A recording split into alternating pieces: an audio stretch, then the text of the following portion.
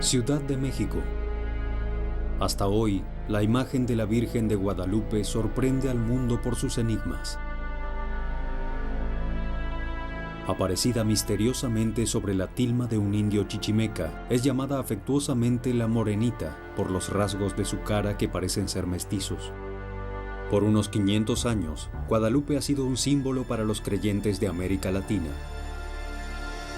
La tradición religiosa cuenta que 10 años después de la conquista de la capital azteca, llamada luego Ciudad de México, al amanecer del 9 de diciembre de 1531, el indio Juan Diego se dirigía a Tlatelolco. Pasando sobre el monte Tepeyac, es atraído por un armonioso canto de pájaros que provenía de la cumbre, donde estaba saliendo el sol. El indio se dirige a la cima de la colina y siente una voz que lo llama dulcemente.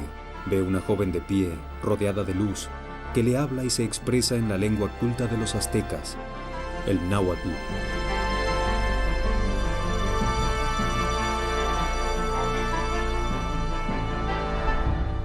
Juan Diego, si te ruego, te suplico, yo la siempre Virgen Santa María, Madre del arraigadísimo Dios por quien se vive, el creador de las personas, el dueño del cerca y del junto, el Señor del cielo y de la tierra, te envío al obispo.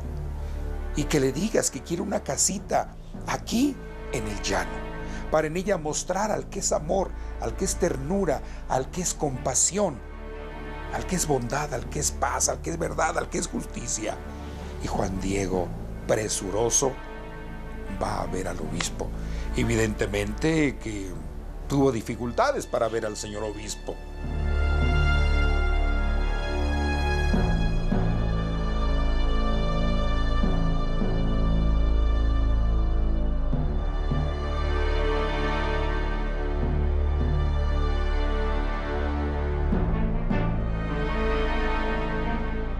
Lo recibió, no le creyó y le dijo: después vendrás y te oiré con más calma. Así, Juan Diego, desconsolado, retoma el camino de regreso.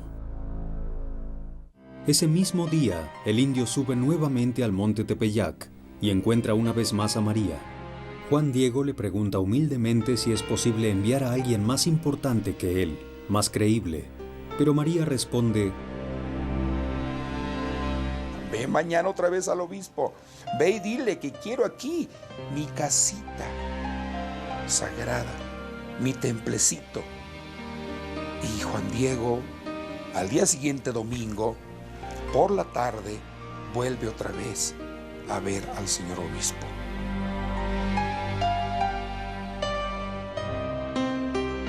No le cree, le dice: oye, pues tráeme una prueba. Tráeme un signo para que yo pueda creer que es la misma Señora del Cielo quien te envía.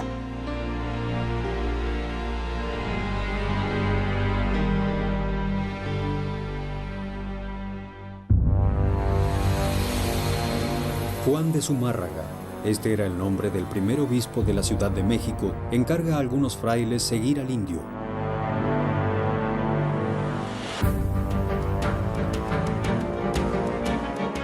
Los frailes lo siguen por un largo tramo del camino entre los bosques, pero no logran mantenerse cerca de él y en cierto punto inevitablemente lo pierden de vista. Llegando a la cima del monte Tepeyac, Juan Diego encuentra nuevamente a María. Una vez que escuchó de la boca del pobre hombre que el obispo quiere una prueba, María le pide a Juan Diego que regrese al día siguiente por la mañana. Le daría la señal para mostrarle a Zumárraga. Pero al día siguiente Juan Diego no se presenta a la cita. El indio de hecho debe ir a buscar a un cura, temiendo por su tío que está gravemente enfermo.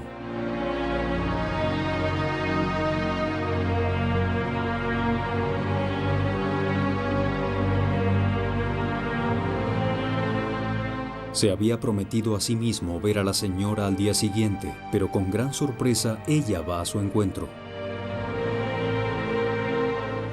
Juan Diego, ¿cuál es tu angustia? ¿Cuál es tu preocupación? ¿Qué pasa?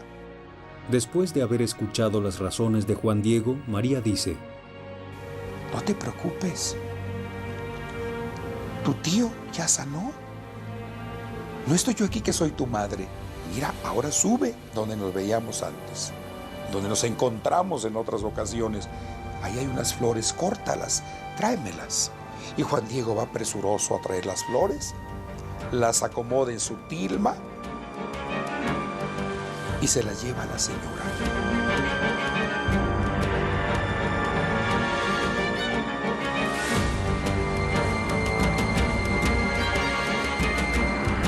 La señora las ve, las toca, se las acomoda y le dice, ve ante lo mismo. Y solo a él te vas a entregar estas flores. Dile que es la señal que le envía a la Señora del Cielo. Ya es la mañana tardía del 12 de diciembre, cuando Juan Diego va nuevamente a ver al obispo para llevarle aquellas maravillosas rosas de Castilla que nunca habían crecido en el monte Tepeyac, sobre todo en pleno invierno. Ya en la casa de Zumárraga, el indio debe esperar mucho antes de ser recibido.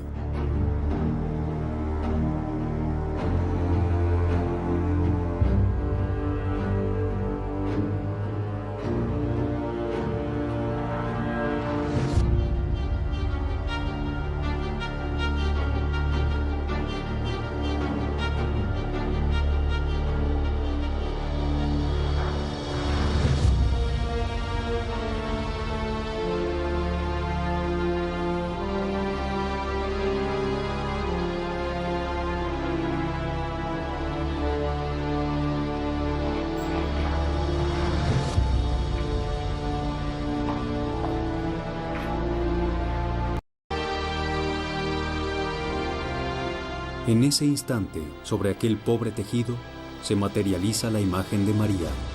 El obispo y los presentes caen de rodillas frente al prodigio.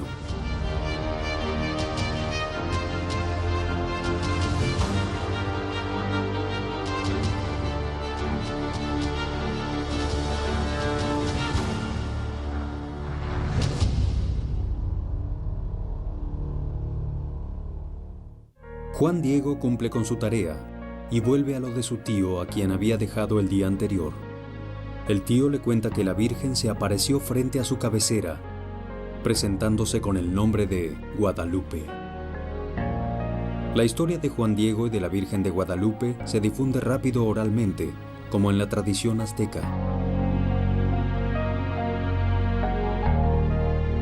Existen asimismo numerosas fuentes escritas y códigos indígenas que hablan de estos acontecimientos. Por lo tanto, se ha podido verificar que los personajes de la historia existen. Entre las fuentes indígenas más cercanas a la época de los hechos, existe una que es considerada una obra maestra. Su nombre significa Aquí se cuenta. Es el documento fidedigno, histórico, de las apariciones de Nuestra Señora. Escrito a 20 años de las apariciones de Nuestra Señora. Es una belleza, desde el punto de vista histórico, poético, literario. El documento más importante, el Nican Mopogua, es uno de los documentos más importantes, no cabe duda, y de los más antiguos. La copia más antigua que se conserva está en el archivo de Nueva York, en el archivo público de Nueva York, en la colección Lenox. Fue escrito por Antonio Valeriano, un indígena sabio que estudió con los franciscanos tanto español como latín. Así que él escribió con caracteres latinos, pero con sonido náhuatl, esto. Esta y otras fuentes, como el Códice de 1548, también llamado Códice Escalada, que data del año de la muerte de Juan Diego, han sido analizadas con mucho cuidado por la Iglesia. En 1990, el Papa Juan Pablo II beatificó al indio. San Juan Diego se ha convertido así en el primer indio laico en ser canonizado en la historia del cristianismo. La tilma de Juan Diego, sobre la cual apareció la imagen de la morenita, era un paño pobre, llamado también ayate, utilizado por los indios más humildes. Sí, eran telas muy largas que usaban ellos para cubrirse, a veces dormían al raso y se tapaban con ellas, o para cargar cosas, ahí ponían las cosas que compraban en el mercado. Era una tela de uso múltiple y de uso rudo. Esta tela fue tejida en un telar de cintura que tiene más o menos un ancho de 50 a 55 centímetros. El ayate de San Juan Diego estaba formado por 3 piezas, la imagen quedó en 2 piezas, entonces vemos la unión de 2 lienzos y se nota la costura que recorre verticalmente toda la imagen. Se hizo un estudio en el Instituto de Biología de la Universidad Nacional Autónoma de México en el año de 1946, en el cual se confirmó que eran fibras que correspondían a fibras de agave. Y por cierto, el ayate no era una tela típica usada en la pintura. Miguel Cabrera, uno de los grandes pintores del siglo XVIII, dice que era de lo más absurdo que un pintor escogiera algo así. Primero, una tela tan burda y segundo, formada por 2 pedazos de tela. Cuando se unía en alguna pintura, se unían varios lienzos, lo que hacía era perderse la costura. Era impensable que un pintor dejara una costura visible. Pero ¿cómo puede un tejido de ágave, por naturaleza muy frágil, conservarse por tanto tiempo? Continuamente hay que estarlo sometiendo para combatir plagas, porque es muy atacado por las plagas.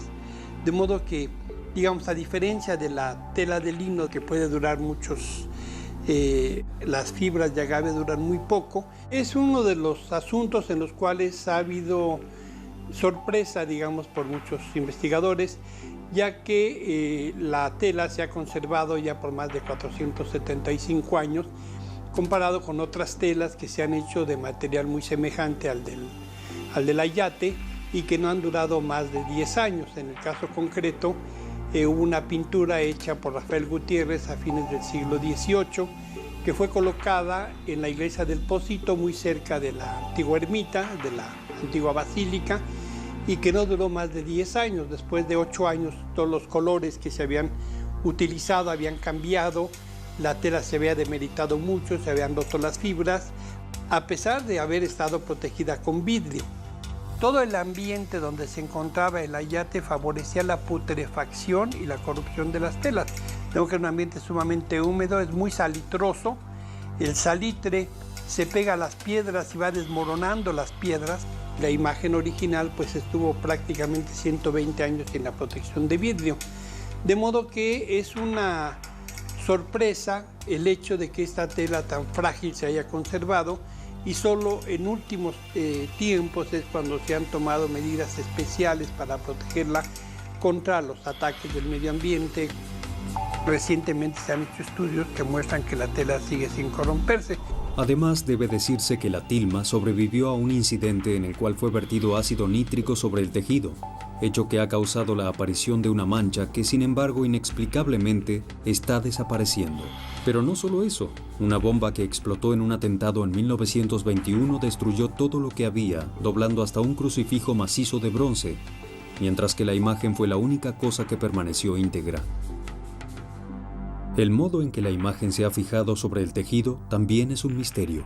En la tilma no hay lo que se llama aparejo, que es la preparación previa que hacen los pintores para eliminar las irregularidades de la tela, llenar los intersticios y tener una superficie adecuada además para que reciba el material para colorear y que se fije.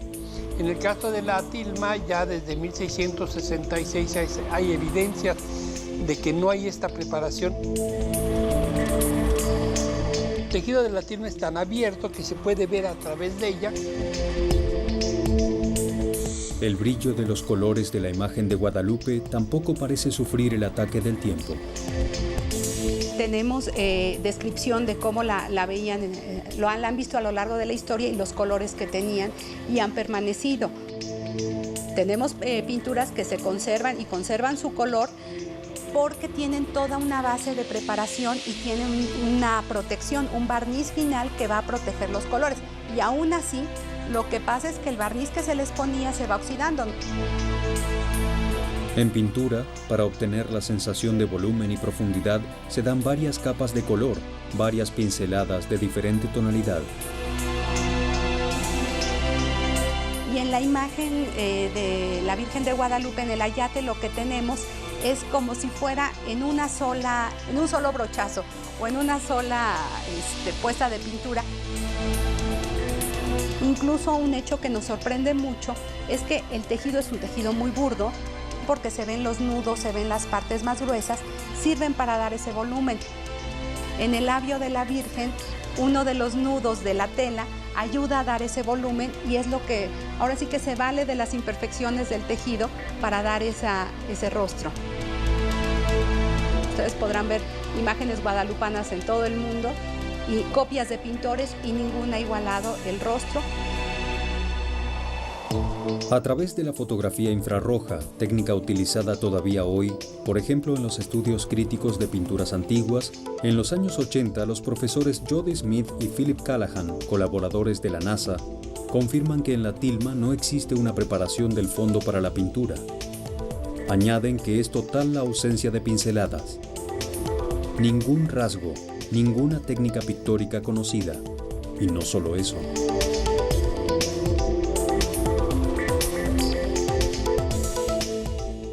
El doctor Callahan llega a la conclusión, después de sus estudios, en primer lugar, que no puede determinar el tipo de pigmentos.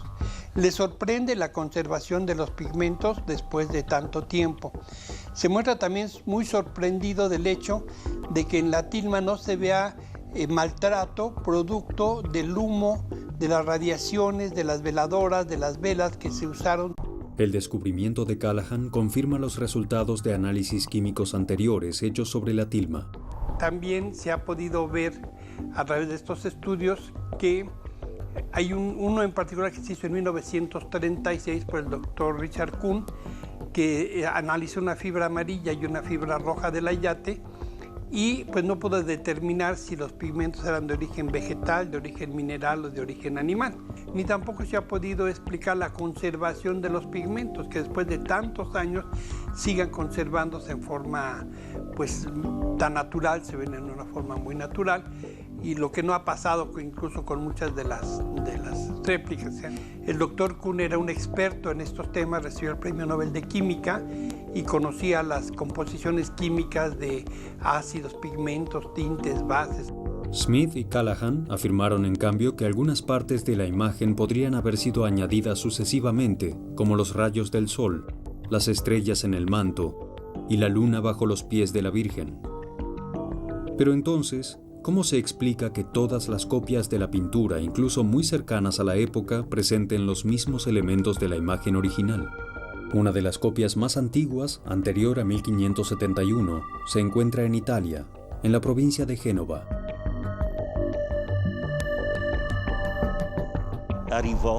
Llegó esta imagen a Italia por manos de Felipe II, rey de España, quien la recibió de regalo de parte del segundo obispo de la Ciudad de México. Felipe II la regaló a su vez a su almirante, el almirante de la flota que era un genovés, Andrea Doria. La tradición nos dice que Andrea Doria llevó consigo esta imagen y la colocó en la galera principal de la flota católica en aguas de Lepanto, donde el cristianismo derrotó a los turcos. En los años 70, el padre Mario Rojas, gran conocedor del pueblo azteca, demostró que la imagen de Guadalupe es un verdadero códice mesoamericano, lleno de símbolos de la cultura náhuatl. Todo lo que hay en la imagen de Nuestra Señora, todos tienen significado. Todos sus vestidos tienen los colores que trae ella, son de realeza. Ese color, el azul turquesa o de jade, que el jade era más valioso que el oro. El color rosado del vestido simboliza la aurora, para significar que la Virgen con su aparición anuncia el nacimiento del sol, de Dios. Entonces, en el color de la alborada trae las flores cerro, tiene 3 tipos de flores. En los signos mexicas, el más significativo es la flor de Nahuiolin. Es una flor de 4 pétalos con un centro. Los 4 pétalos representan los puntos cardinales, el eterno movimiento de Dios, el centro del cosmos. Y con eso, para los mexicas, significaba que era lo más importante que ella tenía. Entonces, con eso está diciendo, yo traigo al niño Dios, traigo a Dios, al niño Sol, aquí a que nazca con ustedes, a que nazca, que lo conozcan, a darlo a conocer. Y ellos lo entendieron magníficamente con la flor de Neuroli. Incluso la forma de las flores sobre el vestido de la Virgen tiene un significado preciso.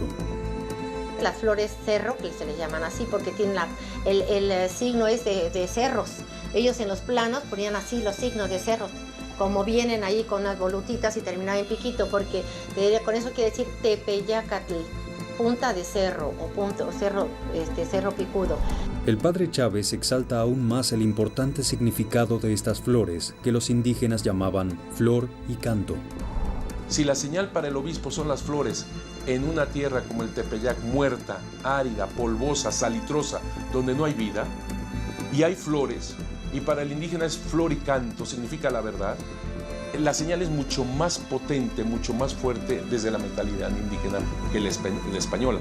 Y ellos decían, yo no puedo ver la raíz, pero yo entiendo que en la raíz está la vida. Por lo tanto, la señal que le está mandando la Virgen al obispo era la señal de la verdad.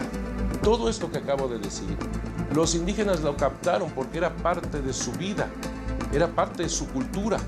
Ellos entendieron perfectamente que era noble, pero además que era emperatriz, porque solamente Moctezuma, el emperador, podía utilizar un manto azul que significaba el cielo, cuajado de esmeraldas. O sea que se hacía azul verdoso, que era madre porque estaba encinta, de Dios omnipotente porque ahí está la flor de 4 pétalos, que era siempre virgen como la doncella, es decir, el pelo suelto, bien peinado hacia abajo, significaba virginidad. Por lo tanto, los indígenas ven en el pelo virginidad, en la cinta maternidad. En la cultura azteca, de hecho, cuando una mujer estaba embarazada, llevaba una cinta color violeta oscuro en la cintura. También en las estrellas del manto hay un misterio. El doctor Juan Homero Hernández Illescas realizó un estudio específico en colaboración con 2 doctores de astrofísica, Cantó Illa y Armando García de León, de la Universidad Nacional Autónoma de México. Los investigadores comenzaron obteniendo la fecha y posición de las estrellas correspondiente al solsticio de invierno de 1531. Se sabía de hecho que para los aztecas, el solsticio de invierno significaba el nacimiento del nuevo sol, la luz que encuentra fuerza y vigor, y era por lo tanto un momento importante del año. Los estudiosos descubrieron que en 1531 el solsticio ocurrió exactamente el 12 de diciembre, justo el día del milagro de la tilma de Juan Diego. Una cosa interesante es que, debía haber sido el solsticio de invierno en el día 22 y esto es en día 12. Ahí empieza todo la maravilla, ¿no? Los mismos astrónomos de aquí del Centro Astronómico de México dijeron el solsticio fue en día 12 porque todavía no se hacía el cambio del calendario juliano a calendario gregoriano. Eso se hizo 50 años después. Como narra el Nican Mopowa, el milagro tuvo lugar en la mañana tardía. Cabe mencionar que a esa hora no se ven las estrellas. Entonces, lo que se hace es simplemente verter las posiciones de las estrellas en el planetario. En la observación de las constelaciones que se podían ver en aquel momento desde los territorios del Valle de México, el doctor Hernández descubrió algo sorprendente. La bóveda celeste coincidía con las estrellas presentes en el manto de la Virgen. En el lado izquierdo del manto se ven las constelaciones del sur, 4 estrellas que forman parte de la constelación de Ofiuco. Abajo se observa Libra y a la derecha una de las estrellas de Escorpio. A la altura del brazo pueden señalarse 2 estrellas de la constelación de Lobo y en el extremo de Hidra. Hacia abajo se ve el cuadrado ligeramente inclinado de la constelación de Sagitario y se observa perfectamente la Cruz del Sur. En la parte inferior, solitaria, Sirio resplandece. En el lado derecho del manto se notan en cambio las constelaciones del norte. Sobre el hombro de María, un fragmento de la constelación del Boyero. Siguiendo hacia abajo se ve perfectamente la constelación de la Osa Mayor. La circundan a la derecha arriba la cabellera de Berenice y abajo los Lebreles. A la izquierda Tuban, que es la estrella más brillante de la constelación de Dragón. Debajo otras 2 estrellas que forman parte de la Osa Mayor y en la parte más baja 3 estrellas de Tauro. Eso tuvo algunas dificultades porque, como ustedes saben, es cóncavo el cielo y para ponerlo en un plano toma otra figura. Bueno, pues todo esto se hizo. En primera instancia se pretendía poner las estrellas como estaban en el cielo, volteándolas. Y no es así, sino es como en un espejo. Las estrellas sobre el manto de la Virgen reproducen exactamente la disposición de las constelaciones en el momento de la aparición, pero viéndolas desde el espacio y no desde la Tierra. Incluso la luna presente en la imagen corresponde a la disposición astronómica del cielo de aquel 12 de diciembre de 1531. Esa luna, cuando se aparece la Nuestra Señora en el solsticio de invierno, la luna estaba en cuarto creciente, como está ahí. Y además, lo dijo Gutiérrez Tibón, explicando que México significa el ombligo de la luna. La imagen de Nuestra Señora, ella es un códice. Un códice es un libro donde no hay letras, pero todos los dibujos, todos tienen significado. El vestido es plano de la tierra, pues las estrellas en el manto azul es el plano del cielo, como ya vimos que es plano del cielo. Las culturas que se desarrollaron en Mesoamérica estuvieron estrechamente relacionadas con la observación del cielo, con la observación de los objetos celestes, de tal manera que llegaron incluso a determinar los ciclos sinódicos de Venus, de Marte, de Júpiter, pudieron ver cuál es el movimiento de la bóveda celeste.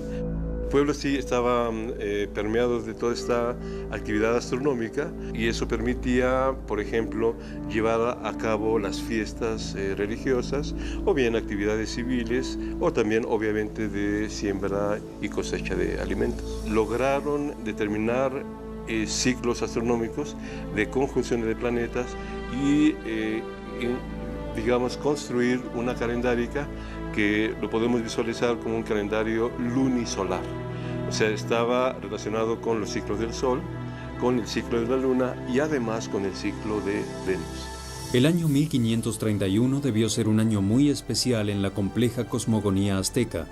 De hecho, el solsticio de invierno se registró bajo la conjunción del Sol con Venus, un evento astronómico registrado cada 104 años, de extraordinaria importancia para los aztecas porque quería decir el inicio de una nueva era.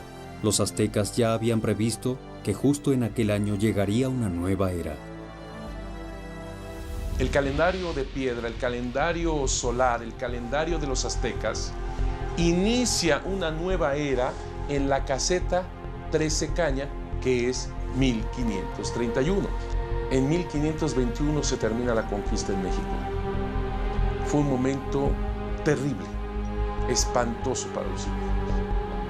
Una depresión tal, pero no solamente por haber sido vencidos en guerra, sino que además ellos tenían en su mentalidad religiosa de que el quinto sol, es decir, este sol, este momento, esta era que ellos vivían, iba a terminar.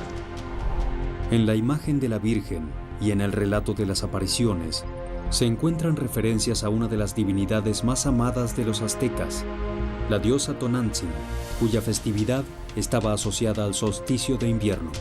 Coatlicue Tonantzin, la madre de todos los dioses. Era una diosa, su templo se encontraba en las faldas del Tepeyac. Parece que hasta los indios inicialmente llamaron a Guadalupe con el nombre de esta diosa, casi reconociendo en ella la misma divinidad. Los indígenas le colocaban un título indígena, Tonantzin Guadalupe.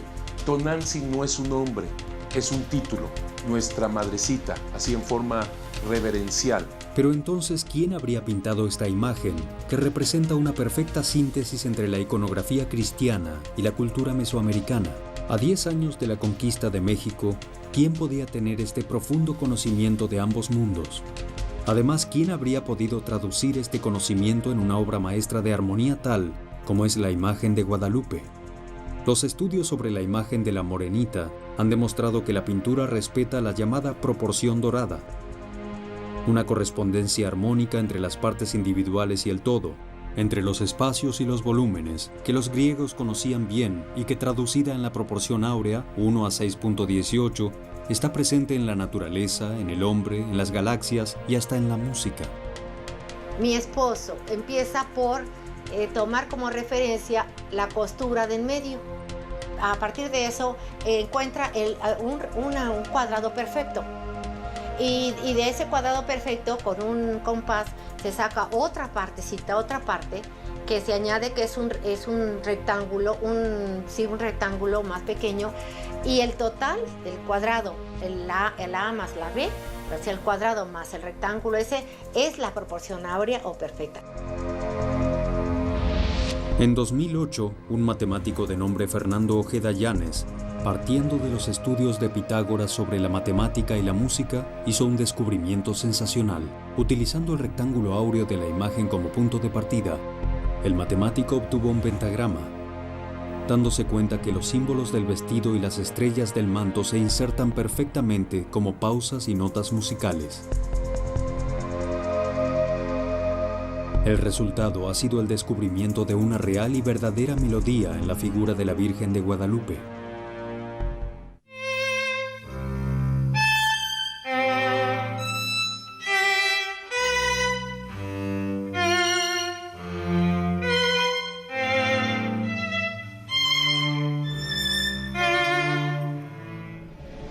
Pero las maravillas que rodean a Guadalupe no terminan. El ingeniero peruano José Aste Tonsman, retomando algunos estudios efectuados en los años 60, según los cuales en los ojos de la Virgen estaban presentes figuras humanas, hace un descubrimiento excepcional. Para hacer este estudio lo que utilicé fue la tecnología que estábamos usando en el centro donde yo estaba trabajando. La que se conoce como proceso digital de imágenes. Es la tecnología que utiliza la NASA para estudiar las imágenes enviadas de afuera, ¿no? Y muchas entidades utilizan también para estudiar imágenes microscópicas, por ejemplo. De hecho, en el centro en que trabajaba en esa época estábamos trabajando con imágenes de satélites de México.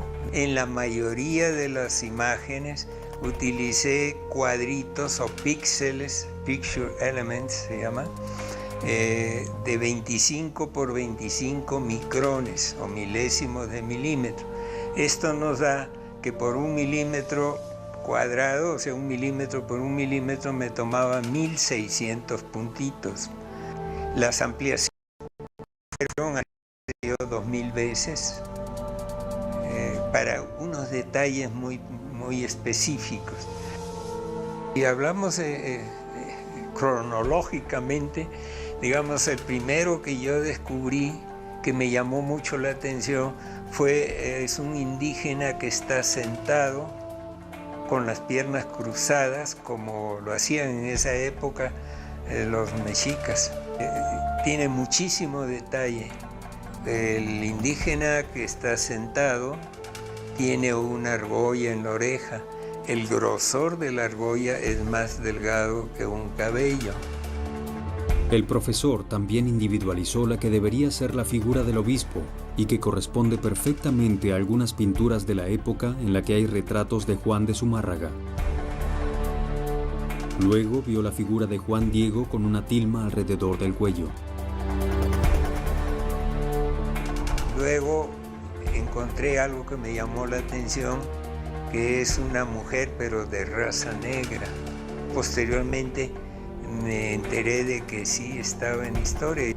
Encontré primero también, junto al que sería el obispo, a un hombre joven de rasgos de raza blanca, que también posteriormente me enteré que podía ser el traductor.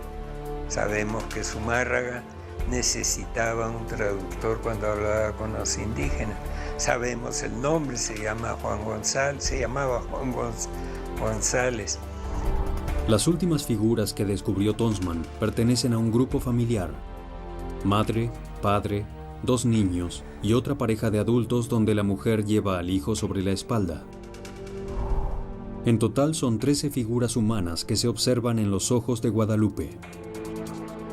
Según las leyes de Purkinje-Samson, nombre de los científicos que las descubrieron, cuando en nuestros ojos se refleja cualquier cosa se pueden formar hasta 3 imágenes del mismo objeto. Cuando miramos algo, nuestras córneas actúan como dos espejos, son dos cristales, digamos, que reflejan lo que está frente a nosotros. No es la misma imagen en los dos, las mismas dimensiones en los dos ojos, porque están separados, y de hecho por eso que vemos la tercera dimensión, digamos, ¿no?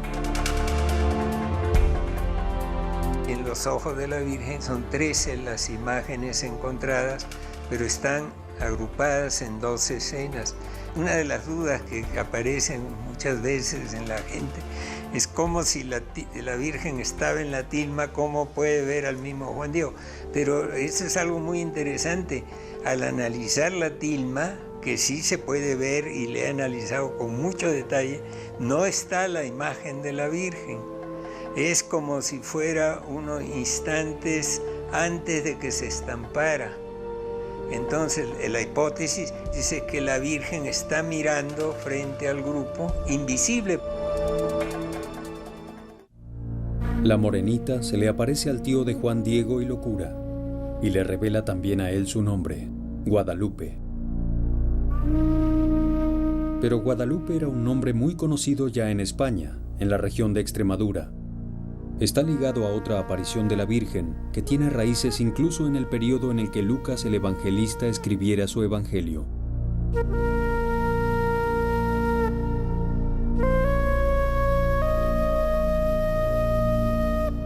Sin haber conocido personalmente a Jesús, San Lucas interrogaba a quien había tenido la oportunidad de escucharlo o encontrarlo, recogiendo testimonios. Un papel fundamental en la redacción de su Evangelio fue el del apóstol San Pablo. El evangelista lo acompañaba en sus largos viajes desde Palestina hasta Grecia, haciéndole numerosas preguntas sobre Cristo. Estuvo presente durante las prédicas que el apóstol hacía a la gente.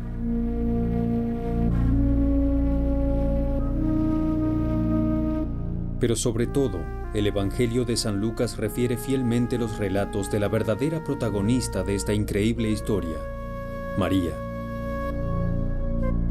En sus largos coloquios, ella le confía muchos detalles de la vida de su amado hijo, de su infancia, de las primeras prédicas. San Lucas anota todo minuciosamente, escuchándola con devoción. Por ello, su obra es llamada también el Evangelio de María. Además de ser evangelista, se cuenta que San Lucas era también médico y artista. La Virgen fue objeto de muchas pinturas y esculturas atribuidas a él. De una de ellas parte la increíble historia que nos pone en relación con la Virgen de Guadalupe en México. Se trata de una estatuilla que representa a la Virgen con el niño, que fue puesta junto al cuerpo de San Lucas cuando murió en Tebas. Pero ¿cómo llegó este objeto de Grecia hasta la región de la Extremadura, en España? Se cree que la estatuilla había sido llevada de Tebas a Constantinopla, junto al féretro de San Lucas, por voluntad de Constanzo, emperador de Oriente, en el 357 después de Cristo. Con una gran procesión, hicieron entrar el ataúd de Lucas en la iglesia, con toda la corte imperial, con, al frente de todos, el obispo de Constantinopla, Macedonia, que tenía esta estatuilla con las manos en alto, mientras la procesión continuaba a través del altar central. Luego se supo que la estatuilla fue regalada por el emperador de Oriente Mauricio al futuro Papa Gregorio Magno, en la época en que este último se encontraba en su corte como embajador del pontífice. Cuando Gregorio volvió a Roma tenía 2 imágenes de la Virgen. Una era en forma pictórica. La otra era la estatuilla de madera que trajo consigo a su aposento en Celio. En el año 590 después de Cristo, Gregorio fue elegido papa, pero la estatuilla de San Lucas no permaneció por mucho tiempo en Roma. Gregorio decide regalarla a un gran amigo suyo, un hombre de mucha espiritualidad y de mucho ingenio, que era Leandro, el obispo de Sevilla.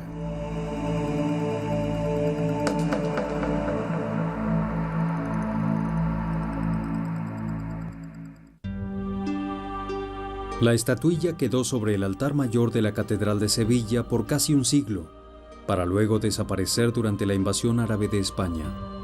La tradición dice que fueron a buscarla algunos clérigos para ponerla a salvo. La metieron en una bolsa y huyeron a Occidente. Recorrieron el viejo camino romano, la calle de los Lusitanos, que atravesaba todo Portugal de norte a sur. Se detuvieron en Mérida por cierto tiempo y luego continuaron huyendo de los invasores. Llegaron a Cáceres, en el corazón de Extremadura. Retomaron por un riachuelo, llegaron al límite del bosque y se detuvieron. Allí decidieron que ese era el lugar justo para esconder la estatuilla. Hicieron un pozo. Sacaron la estatuilla de la bolsa, la miraron con devoción, sabiendo que nunca más la verían. Luego la volvieron a poner en la bolsa y la enterraron.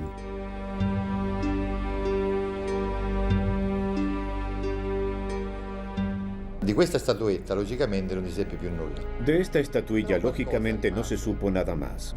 Pero algo quedó en las leyendas de los pueblos de aquella zona, de la gente de aquella zona. De hecho, se narraban extraños cuentos que las abuelas y abuelos contaron junto al fuego a los niños durante los inviernos. Se contaba justamente de un tesoro escondido en el bosque. Por 600 años se perdió la memoria de la estatuilla de San Lucas, hasta el verano de 1329.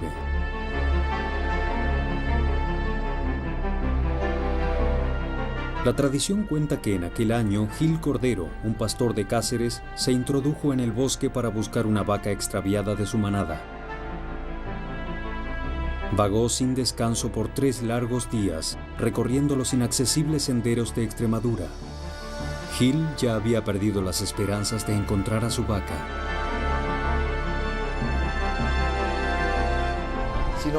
Se encaminó a lo largo de este riachuelo que justamente se llamaba Guadalupe, porque los árabes lo habían llamado Guadalupe. En un pequeño claro finalmente ve a su vaca, tirada en la tierra, muerta. Se acerca a la vaca, aunque sea para quitarle la piel y utilizar el cuero. Pero cuando se acerca a la vaca, se alza en pie viva y sana. Justo en ese momento, en una luz fulgurante, se le aparece la Virgen Santísima. María le pide al hombre que traiga a los frailes del pueblo, quienes tendrían que excavar donde estaba el animal, revelando que encontrarían una estatuilla suya hecha en madera para ser venerada. Gil, trastornado, corre hacia el pueblo y a la mañana siguiente, al llegar a casa, le cuenta a su mujer lo que pasó. La mujer, más tranquila por el regreso de su marido, le informa que su hijo, que estaba gravemente enfermo, se había curado en ese momento. Gil va con algunos amigos a anunciar el increíble hecho a los clérigos del pueblo.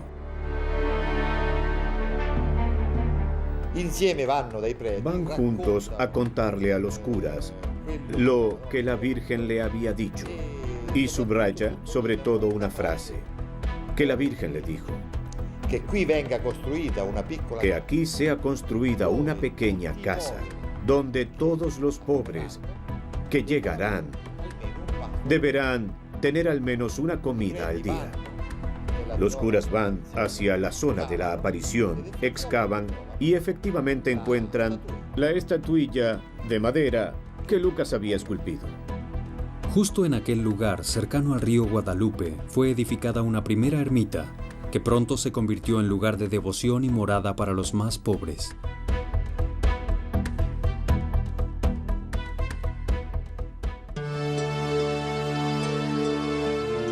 Sucesivamente, los reyes de España, Isabel y Fernando, tomaron por costumbre ir a visitar el santuario. Hasta se construyeron una casa, una residencia suya. Y desde aquel lugar firmaron muchos decretos y muchas leyes. Uno de esos decretos fue precisamente si financiar o no la aventura de Cristóbal Colón.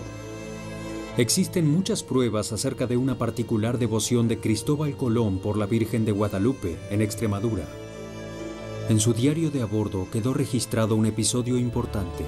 Al regreso del descubrimiento de América, la carabela de Cristóbal Colón cayó en una terrible tempestad. En ese momento terrible de miedo, Colón reunió a la tripulación e hizo una promesa. Si la Virgen los salvaba de esta terrible tempestad, alguno de ellos debería ir en peregrinación a algún santuario de Europa. Colón mantuvo su promesa. Fue al santuario de la Virgen de Guadalupe en Extremadura. También Cortés provenía de la región de Extremadura, así como muchos misioneros enviados al Nuevo Mundo. Esto lleva a pensar que han sido los mismos españoles quienes dieron el nombre de Guadalupe a la Virgen mexicana. Pero existe la prueba de que los españoles y aún los misioneros franciscanos no querían que la Virgen aparecida en México se llamara Guadalupe. Por otra parte, en aquel tiempo, los dos pueblos estaban todavía muy lejos de conocerse y comprenderse. Luego, el edicto de Carlos V, el ministro de los franciscanos en España, Francisco de los Ángeles, les envió a los indios un grupo de misioneros llamados los 12 Apóstoles de México, pero ellos no lograron convertir a aquel pueblo. Los primeros años de la evangelización fueron años muy difíciles. Los 12 apóstoles mexicanos no llegaban a comprender el significado alegórico de esas estatuas, que a ellos les parecían monstruosas, diabólicas.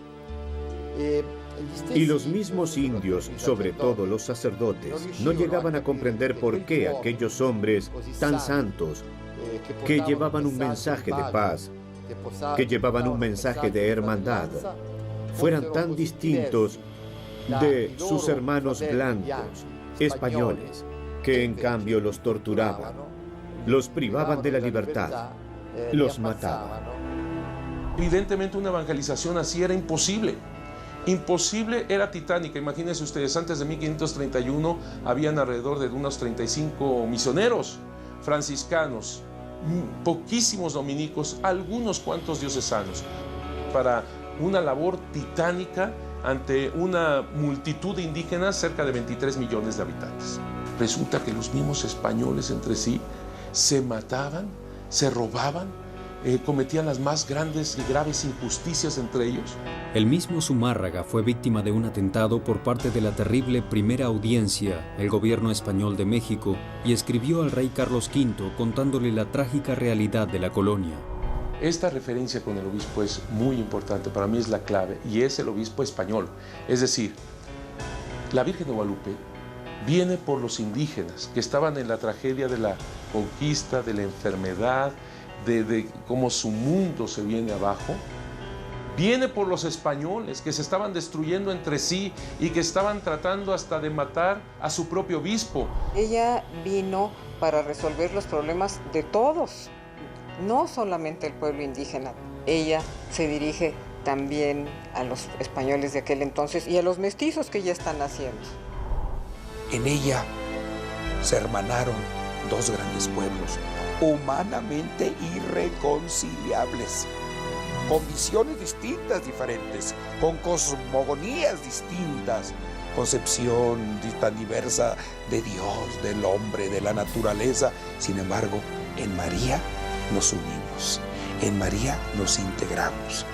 El alcance del mensaje que la Virgen de Guadalupe encarnó en su misma imagen fue enorme en América Latina. Guadalupe llegó para dar dignidad y protección a todos, personificando ella misma con sus rasgos mestizos el nacimiento de una nueva raza, fruto de unión e integración. He aquí por qué Guadalupe se ha convertido en el símbolo del pueblo mexicano, que nació de aquel encuentro inicialmente muy violento. Tiene ella una especie de futurismo, ¿no? Porque en ese entonces pues los primeros mestizos tienen que haber nacido a partir de 1521, ella se aparece en 1531. La imagen de la morenita es el único ejemplo de perfecta interculturización que se tenga en la historia, porque María logra llegar a los corazones de los indios, que comprendieron enseguida a través de su imagen que podían fiarse de ella, y a los corazones de los españoles que la reconocieron, comprendiendo la dignidad de los pueblos indígenas que ella vino a enseñar, representando los símbolos de aquella cultura. Todo esto tuvo un impacto increíble. Nos cuenta los anales de la historia que después de las apariciones fueron millones los que se hicieron bautizar. No miles, millones. La aparición de la Santísima Virgen ayudó importantísimamente en el proyecto evangelizador, que era un proyecto que se enfrentaba a dificultades extremas. Salta a la vista que en condiciones tan demandantes, un factor externo inexplicable fue el que coadyuvó a esa gran conversión que se llevó a cabo aquí en el centro de México. Externo, naturalmente, pues fue la Santísima Virgen, eso pensamos nosotros. La imagen guadalupana parece ser que tiene lo que se llama el don de lenguas, esto es, le habla a cada quien en su propio idioma, a los científicos en ciencia, a los historiadores en historia, a los antropólogos en antropología, y también en el curso del tiempo. Podemos pensar que en el siglo XVI, en las apariciones, le habla a los indígenas a través de esa imagen que para ellos es como un códice. Para ellos la imagen era la forma de comunicarse y leen en la imagen toda una serie de mensajes, el mensaje de amor.